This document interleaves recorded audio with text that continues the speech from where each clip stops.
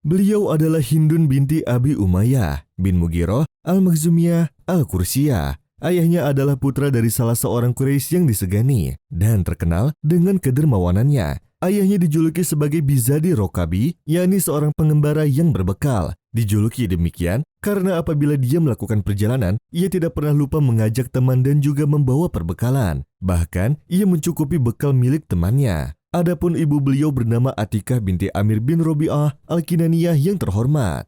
Di samping beliau memiliki nasab yang terhormat ini, beliau juga seorang wanita yang berparas cantik, berkedudukan, dan seorang wanita yang cerdas. Mulanya ia dinikahi oleh Abu Salamah Abdullah bin Abdil Asad al-Makhzumi, seorang sahabat yang agung dengan mengikuti 2 kali hijrah. Baginya Ummu Salamah adalah sebaik-baik istri, baik dari segi kesetiaan, ketaatan, dan dalam menunaikan hak-hak suaminya. Dia telah memberikan pelayanan kepada suaminya di dalam rumah dengan pelayanan yang menggembirakan. Beliau senantiasa mendampingi suaminya dan bersama-sama memikul beban ujian dan kerasa siksaan orang-orang Quraisy. Kemudian, beliau hijrah bersama suaminya ke Habsyah untuk menyelamatkan dirinya dengan meninggalkan harta, keluarga, kampung halaman, dan membuang rasa ketundukan kepada orang-orang zolim dan para togut. Di bumi hijrah inilah Ummu Salamah melahirkan putranya yang bernama Salamah.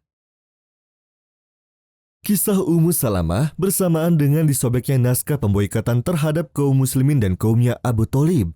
Dan setelah masuk Islamnya Hamzah bin Abdul Muthalib dan Umar bin Khattab, kembalilah sepasang suami istri ini ke Mekah bersama sahabat-sahabat yang lain. Kemudian manakala Nabi SAW mengizinkan bagi para sahabatnya untuk hijrah ke Madinah setelah peristiwa Bai'atul Aqobah Al-Kubra, Abu Salamah bertekad untuk mengajak anggota keluarganya untuk berhijrah. Ummu Salamah yang menceritakan dengan lisannya tentang perjalanan mereka tatkala menempuh perjalanan hijrah. Kisah hijrahnya mereka ke Madinah sungguh mengesankan. Ummu Salamah berkata, tatkala Abu Salamah tetap bersikeras untuk berhijrah ke Madinah, dia menuntun untanya. Kemudian menaikkan aku ke atas punggung unta dan membawa anakku Salamah. Setelah itu, kami keluar dengan menunggangi unta.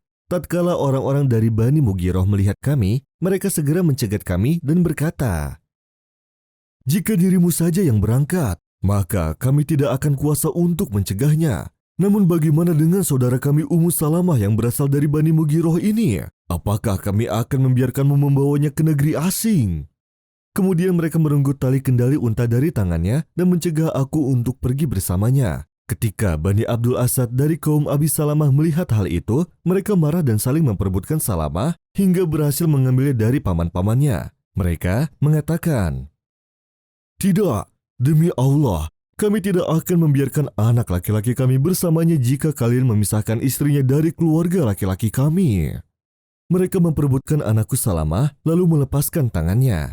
Kemudian anakku dibawa pergi bergabung dengan kaum ayahnya. Sedangkan aku tertahan oleh Bani Mughirah. Maka berangkatlah suamiku seorang diri hingga sampai ke Madinah untuk menyelamatkan dirinya dan nyawanya. Selama beberapa waktu lamanya, aku merasakan hatiku hancur dalam keadaan sendiri karena telah dipisahkan dari suamiku dan anakku. Sejak hari itu, setiap hari aku pergi keluar ke pinggir sebuah sungai. Kemudian aku duduk di suatu tempat yang menjadi saksi akan kesedihanku. Terkenang olehku saat-saat di mana aku berpisah dengan suami dan anakku, sehingga menyebabkan aku menangis sampai menjelang malam.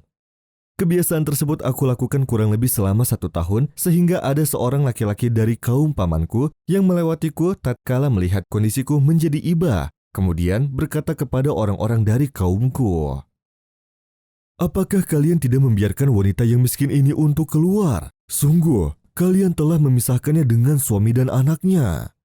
Hal itu dikatakannya secara berulang kali sehingga menjadi lunaklah hati mereka. Kemudian mereka berkata kepadaku, susulah suamimu jika kamu menginginkannya. Kala itu anakku juga telah dikembalikan oleh Bani Abdul Asad kepadaku. Aku keluar untuk menyusul suamiku di Madinah dan tak ada seorang pun yang bersamaku dari makhluk Allah. Manakala aku sampai di At-Tan'im, aku bertemu dengan Utsman bin Tolha. Dia bertanya kepadaku, hendak kemana engkau, wahai putri Zadur Rokabi? Aku hendak menyusul suamiku di Madinah, jawabku. Utsman berkata, apakah ada seseorang yang menemanimu? Aku menjawab, tidak, demi Allah, melainkan hanya Allah kemudian anakku ini." Dia menyahut, "Demi Allah, engkau tidak boleh ditinggalkan sendirian." Selanjutnya dia memegang tali kekang untaku dan menuntunnya untuk menyertaiku. "Demi Allah, tiada aku kenal seorang laki-laki Arab yang lebih baik dan lebih mulia dari Utsman bin Tolha. Apabila kami singgah di suatu tempat, dia mempersilahkan aku berhenti dan kemudian dia menjauh dariku menuju sebuah pohon, dan dia berbaring di bawahnya. Apabila kami hendak melanjutkan perjalanan, dia mendekati untaku untuk mempersiapkan dan memasang pelananya, kemudian menjauh dariku seraya berkata, 'Naiklah.' Apabila aku sudah naik ke atas unta, dia mendatangiku dan menuntun untaku kembali. Demikian seterusnya yang dia lakukan hingga kami sampai di Madinah. Tatkala dia melihat desa Bani Umar bin Auf di Kuba, yang merupakan tempat di mana suamiku Abu Salamah berada di tempat hijrahnya, dia berkata, 'Sesungguhnya suamimu berada di desa ini, maka masuklah ke desa ini dengan berkah Allah.' Sementara Utsman bin Tolhah langsung kembali ke Mekah. Begitulah, Ummu Salamah adalah wanita pertama yang memasuki Madinah dengan naik sekedup unta, sebagaimana beliau juga pernah mengikuti rombongan pertama yang hijrah ke Habsyah. Selama di Madinah, beliau sibuk mendidik anaknya. Inilah tugas pokok bagi wanita untuk mempersiapkan segala sesuatu sebagai bekal ketika suaminya pergi berjihad dan mengibarkan bendera Islam. Abu Salamah mengikuti Perang Badar dan Perang Uhud. Pada Perang Uhud inilah beliau terkena luka yang parah dan beliau terkena panah pada bagian lengan dan beliau mengobati lukanya hingga merasa sudah sembuh. Selang 2 bulan setelah Perang Uhud, Rasulullah Shallallahu Alaihi Wasallam mendapat laporan bahwa Bani Asad merencanakan untuk menyerang kaum muslimin.